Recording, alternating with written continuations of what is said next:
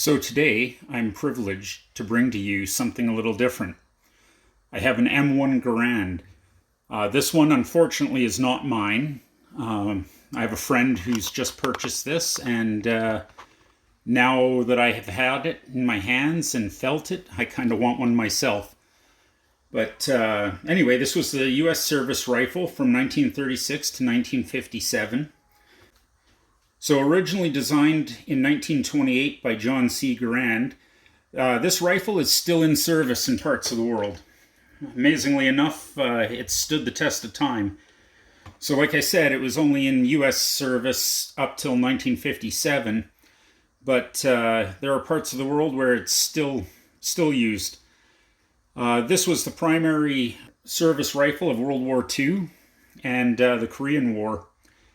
And as recently, it's seen combat apparently in the Philippines against the Islamic State insurgency, and briefly between Iran and Israel earlier this year. I'm not sure which side was using it.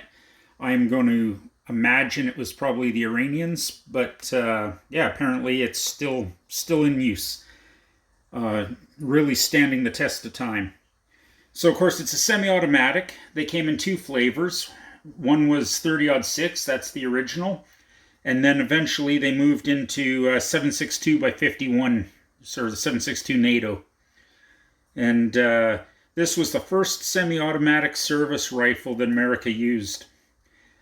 Beautiful, beautiful rifle. A little big for my hand modeling career. But you can see fantastic condition on this one. The action's really nice given its age. This particular one was from 1943 and chambered in 30-06. I'll put that down. It's a hefty beast. They weigh 9.5 to 11.6 pounds depending on the variant. This one, I weighed it, it's 10.5 pounds. So in the rifle world, that is a beast. I imagine it makes it really nice to shoot. I haven't shot one. I used to have an M14, or should I say an M305, sorry, M14 clone. And it was a beauty. I quite liked shooting it. I got really lucky and happened to sell it, I don't know, probably 6 months before it got banned, along with most of our other fun toys here. Anyway, these have an 8-round magazine. It's a fixed magazine, and it uses an N-block clip to load. Now, I don't have one, unfortunately, but it's a little metal clip, and it holds 8 rounds of 30-06, or 7.62 NATO, if your rifle is that. And you just push it in, and when it's done firing, the clip itself pops out. Kind of a neat design. You'll see it in a lot of video games and stuff, where it makes a distinct ping as it leaves. They have a peephole sight, really nice setup, adjustable for windage and elevation. So they could really reach out once you got them dialed in. Really nice system. Holding this sight, it's just beautiful. I love a good peephole.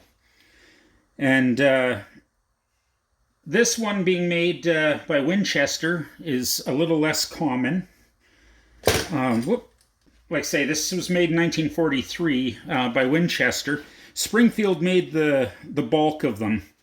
But Winchester made quite a few for World War II and the Korean War. About 500,000, I believe. I'm just trying to look over my shoulder and take a look. Yeah, about 500,000 for Winchester. As compared to Springfield, they made 3.5 million. So, like, no comparison. But as a collectible, the Winchester is more desirable, apparently. Just because there's fewer of them made and fewer of them survive. International Harvester, they made some, but I believe they were post-war. So about 337,000 were produced by them. And H&R, they made a bunch, about 428,000, but again, post-war. So the ones that saw action in World War II were the Springfields and the Winchesters. And this one being 1943, almost certainly saw action in World War II, and probably saw some more action in Korea.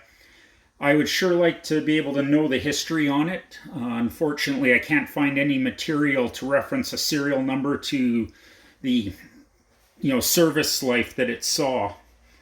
But just fantastic looking rifles. I've always liked them, just never knew much about them. They have a really complicated little system in here. You can see the bolt carrier turning, I guess the whole bolt turning. So it locks open. Now, I've also learned something doing some research for this. I've sometimes watched the show or the YouTube channel Grand Thumb. I did not know what that was referencing. Turns out it's loading those end block clips into this. So when you push them in, sometimes the bolt will release and you can get your thumb in there.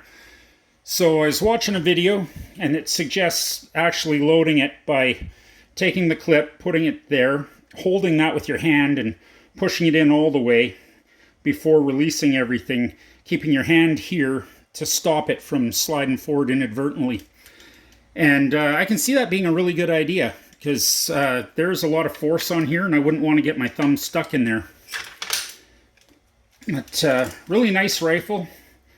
You see where bayonet lug sitting on the front and another sling swivel. I'm not sure what that sling swivel is for. Again, totally new to me. I've only had this thing for about a day and had to do a lot of work in that day. The safety is down here. And one other thing, this is similar to the M14. This whole op rod moves. So when you're shooting, this is cycling. And just something to remember when you're holding on to this thing. You got your fingers there. I learned that, again, with my M14 or M305 in my case. But, yeah.